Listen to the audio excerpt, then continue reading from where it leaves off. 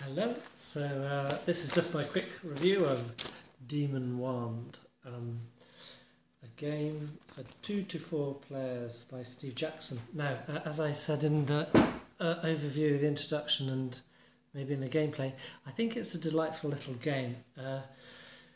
It was really fun to play, so that's the sort of summary of it, but my caveat is that it's not great for 2 players.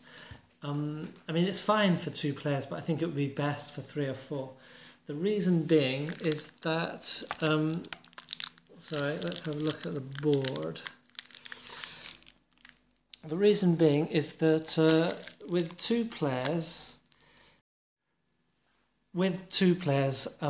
it becomes a bit of a defensive game, because the reason being is that the spell casting, whereby you turn mountains into forests, or you create or destroy terrain, mountains or forests, happens after the movement phase.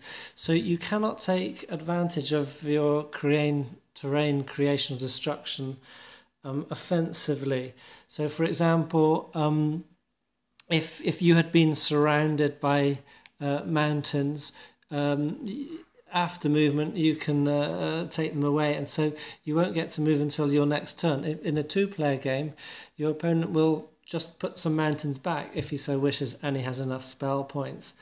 So as a 2-player game, it just became kind of like a seesaw over who had the most spell points, and one person would create terrain, the other one would destroy it, and it would just kind of seesaw back and forth like that.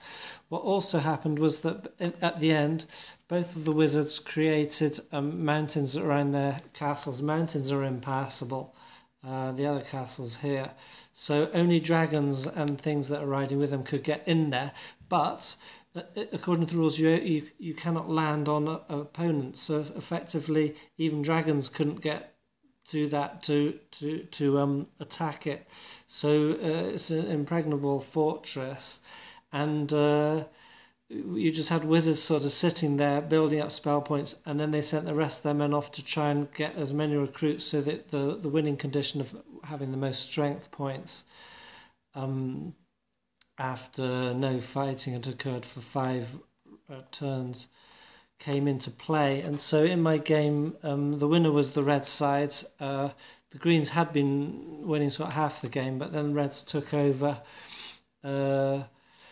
and they beat points. They had 58 strength points to greens 38 strength points, and that was it. So I think with a 3 or 4 player game, it'd be much more interesting, because you would have to make at least a temporary alliance with someone. You say, right, I'll tear down terrain against that guy, and then you move in on your turn, and things would happen like that.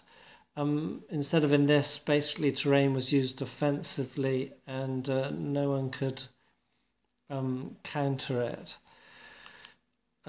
So I don't know what more to say, because I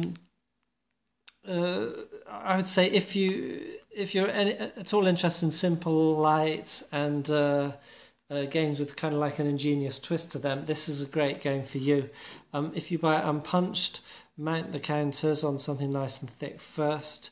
You'll want to photocopy these and just put something in between them, and you're good to go. The hexes, you can see, are quite small. It's old school. If this had been made today, I think the hexes might be bigger. There might be a few less hexes. The counters would be a lot chunkier. You would have like a spell points track around the edge, maybe a strength point track around the edge too. You don't need a turn track, because that's not a factor how many turns the game takes.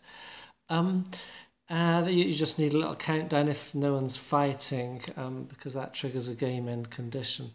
So if it was made today, I think it would have much nicer components, and there'd be slight tinkering.